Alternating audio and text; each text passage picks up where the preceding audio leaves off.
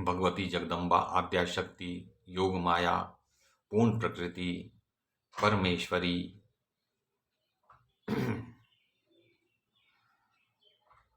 चंडिका एवं अनेक अन्य नामों से व्यवहृत देवी भुवनेश्वरी जी को मैं प्रणाम करता हूँ।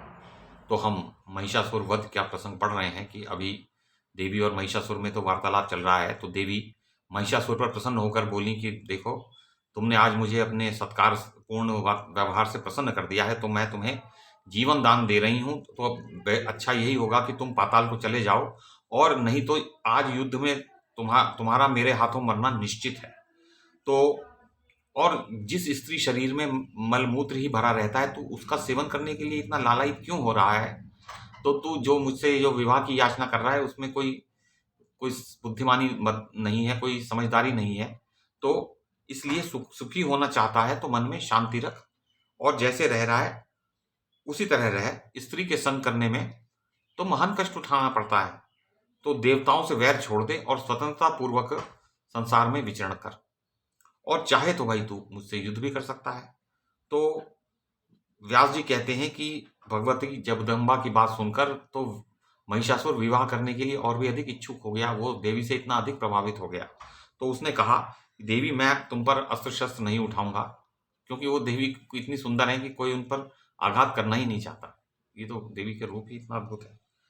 मैंने हितवरी कल्याण की बातें कही हैं, अतः आनंद पूर्वक चले जाने में ही तुम्हारी भलाई है, देवी कह रही हैं। इस अच्छा नहीं, वो देवी से कह रहा है कि तुम आनंद पूर्वक चली जाओ। महिषासुर, बताइए क्या देवी और उसकी कोई बराबरी है?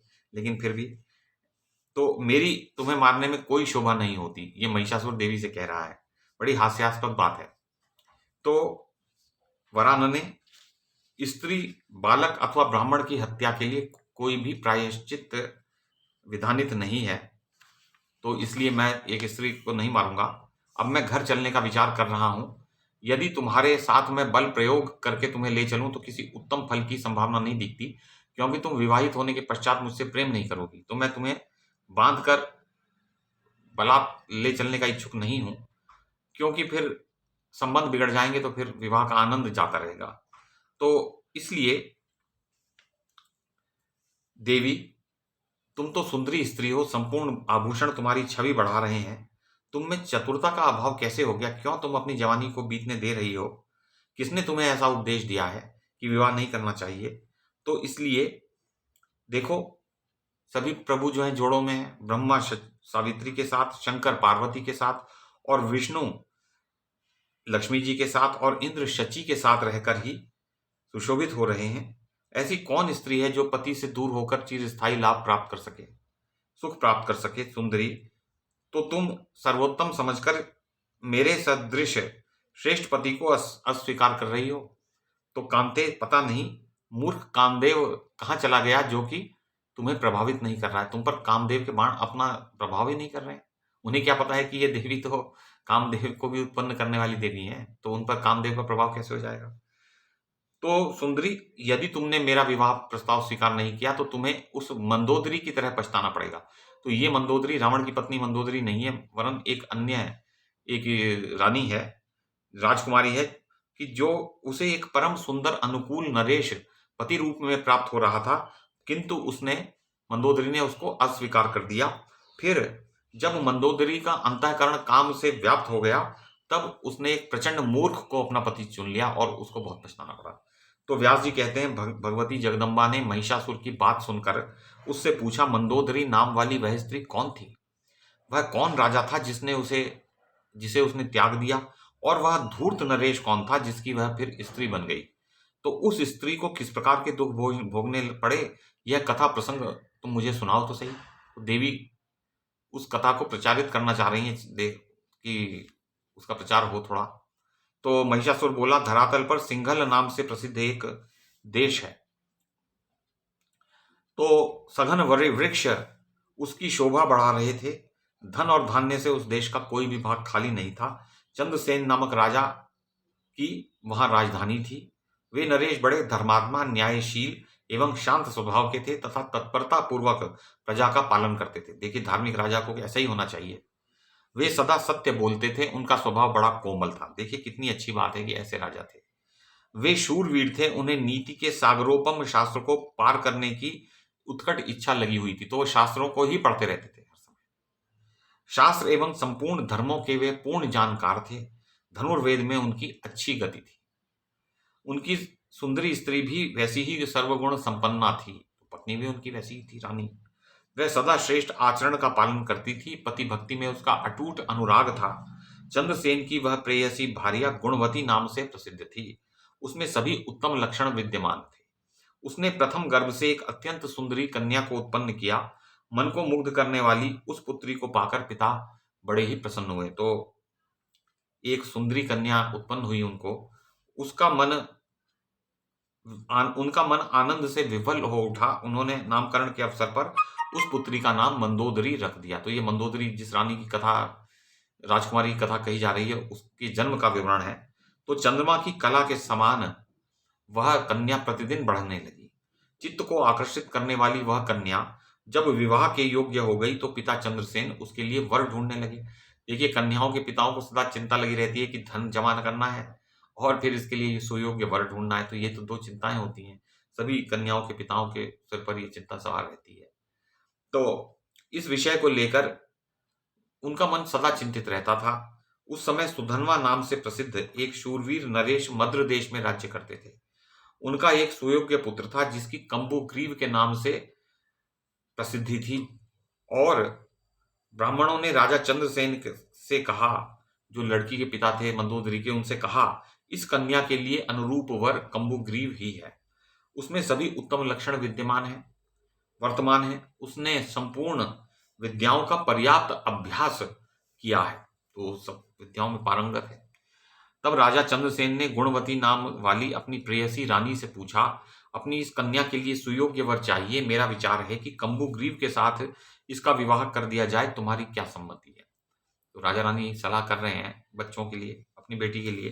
तो स्वामी की बात सुनकर रानी ने आदर पूर्वक अपनी कन्या मंदोदरी से पूछा, तुम्हारे पिता राजकुमार कंबुग्रीव के साथ तुम्हारा विवाह करना चाह रहे हैं, तुम्हें पसंद तो है ना? तो माता का यह वचन सुनकर मंदोदरी ने माता से अपना यह विचार प्रकट किया, क्या? कि मैं पति का वरण नहीं करूंगी। उसको पति चाहिए ही नहीं, वो विवाह करना ही नहीं चाहती। विवाह करना मुझे अभीष्ट नहीं है। मैं कुमारी व्रत में अडिग रहकर अपना जीवन व्यतीत करूंगी। तो अभी तो उसके मन में नहीं है, तो वो सोच रही कि मैं विवाह करूंगी नहीं, परंतु बाद में विवाह करना चाहेगी। यही वो कथा है कि जो व्यक्ति के सामने एक कोई अवसर आता है और व्यक्ति यदि उसे ठुकरा दे तो वो पलट के फिर वैसा अवसर नहीं आता और पछताना पड़ता है। तो ये वो बात कह रहा है। तो वो राजकुमारी क्या बोली मंदोदरी अपनी माता से कि माता जी, स्वतंत्रता पूर्वक विचरण करने की मेरी अभिलाषा है। तो मैं ये नहीं कि पति के पीछे बंध के जहां वो मुझे ले जाए वहां मैं चली जाऊं, मैं खुद स्वयं ही भ्रमण करना चाहती हूँ। मेरा प्रतिक्षण तपस्या में व्यतीत होगा, तब करूंगी मैं। इस संसार रूपी समुद्र में परतंत्र व्यक्ति को अनेकों कष्ट सहने पड़ते हैं। शास्त्र के पारगामी विद्वानों का कथन है कि मोक्ष का साधन स्वतंत्रता ही है, अतएव मैं मुक्त होऊंगी। मुझे पति से कोई प्रयोजन नहीं है। विवाह होते समय अग्नि के साक्षित्व में यह प्रतिज्ञा की जाती है कि पतिदेव, मैं सब तरह से आपके अधीन बन गई। फिर ससुराल में जाकर सास और देवर प्रभृति जितने हैं उन सबके अनुकूल होकर रहना पड़ता है। तो पहले तो प्रतिज्ञा करनी पड़ती है, पति मैं आपके अधीन रहूंगी, फिर सास ससुर के अधीन हो जाऊंगी। तो बताइए मुझे क्या सुख मिलेगा उस समय। फिर देवर इत्यादि सबसे, नंद इत्यादि सबसे दब के रहना पड़ेगा।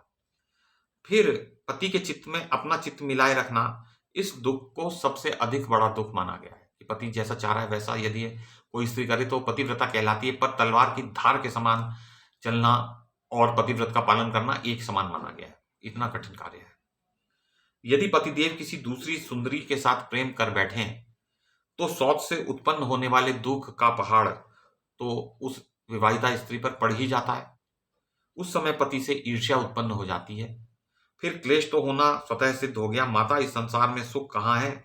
विशेषकर स्त्रियों के लिए तो यह संसार सदा ही सुख से रहित है। यहां पर वो ठीक नहीं कह रही है, क्योंकि ये शास्त्रीय नियम है कि जो सुंदरी स्त्रियां हैं वो सुख भोगती हैं, और ये भी नियम है कि जो सुंदर नहीं है वो भी सुख भोगती हैं।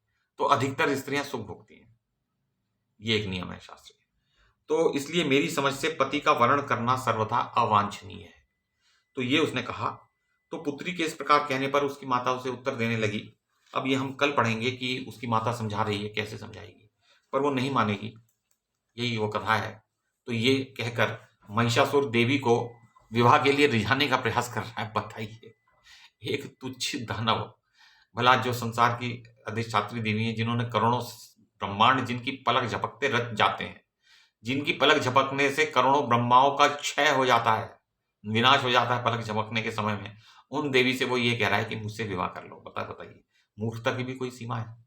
अस्तु, तो हम देवी से विदा लेते हैं इस कथा से, देवी भागवत पुराण से आज के लिए। और देवी जी को मैं प्रणाम करता हूँ। देवी भगवती, जगदम्बा, आद्या शक्ति, परमेश्वरी, मूल प्रकृति, पूर्ण प्रकृति, योग माया, चंडिका देवी, महालक्ष्मी जी को मेरा प्रणाम है।